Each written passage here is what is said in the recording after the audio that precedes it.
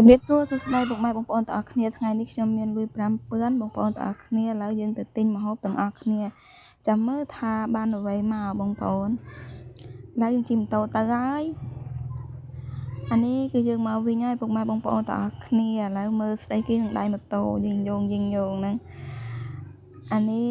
គឺយើងទិញបានហើយបងប្អូនទាំងអស់គ្នាសម្រាប់លុយ5ពាន់នេះគឺខ្ញុំទិញបានសាច់ជ្រូកមួយខាំចំនួន2000ឥឡូវសល់លុយ3000ទៅមកវិញបងប្អូនទាំងអស់គ្នាឥឡូវយើងចាប់ផ្ដើមហាន់សាច់ជ្រូកហើយបងប្អូនទាយមើលថាជាម្ហូបអ្វីយើងចាប់ផ្ដើមហាន់សាច់ជ្រូកហើយបងប្អូនទាំងអស់គ្នាយើងហាន់ហើយយើងចាប់ផ្ដើមកញ្ច្រាំវាឲ្យម៉ត់ឥឡូវយើងហាន់សិនអានេះយើងហាន់ណាអានេះគឺជាវីដេអូដែលខ្ញុំកាត់ដែលខ្ញុំកញ្ច្រាំហើយបងប្អូនទាំងអស់គ្នាឥឡូវកញ្ច្រាំហើយយើងដាក់ចានដោយឡែកហើយនេះគឺជាប្រហុកដែលម៉ែខ្ញុំទើបធ្វើថ្មីបងប្អូនឥឡូវយើងចាប់ផ្ដើមយកវាមកកញ្ច្រាំដូចគ្នាកញ្ច្រាំដូចសាច់ជ្រូកដែរប្រហុកគឺឆ្ងាញ់មែនទែនប្រហុកហាថ្មីសាច់វិញឡើងសបងប្អូនងាយរកបានទេយើងធ្វើហូបខ្លួនឯង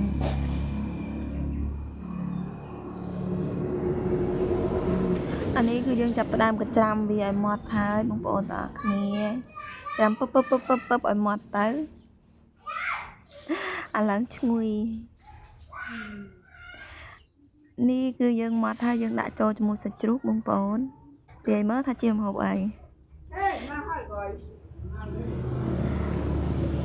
នេះគឺយើងដំខ្ទឹម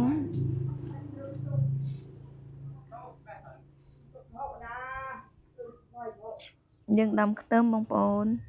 ដំបកវាមកហើយយើងក៏ច្រាំនិយាយទៅគឺគ្រាន់តែចេញក្បាលវីដេអូមកបងប្អូនដឹងហើយថាជាម្ហូបអី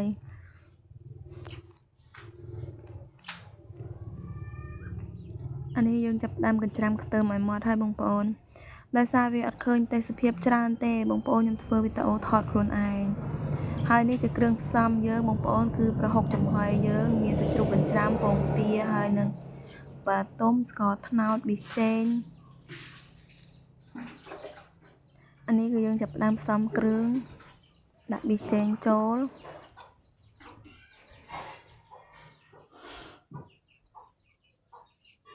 ហើយនឹងស្ករត្នោត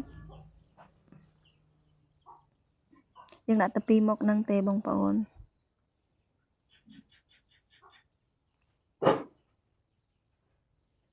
គ្រឿងផ្សំយើងមានតែ2មុខហ្នឹងដែរសម្រាប់គ្រឿងដូចថាស្ករអំបិលប៊ីចេងអីចឹងណា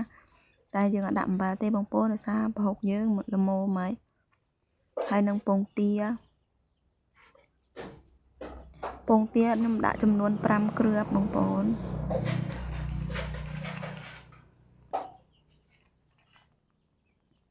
ពងទាស្រែយើងធំល្អចំនួន5គ្រាប់យើងគួរដាក់ទៅ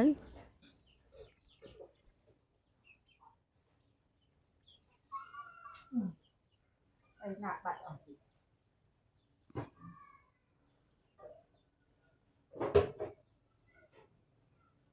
ហើយនេះគឺជាអំពិលទុំយើងដាក់ពងទាហើយយើងដាក់អំពិលទុំ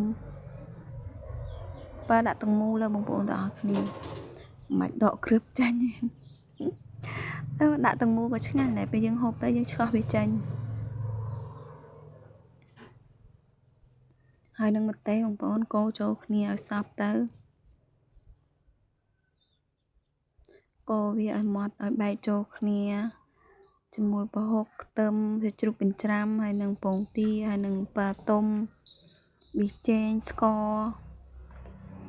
យើងដាក់ចូលគ្នាមកសព្វមកឲ្យបែកសព្វចូលគ្នាមកបានឆ្ងាញ់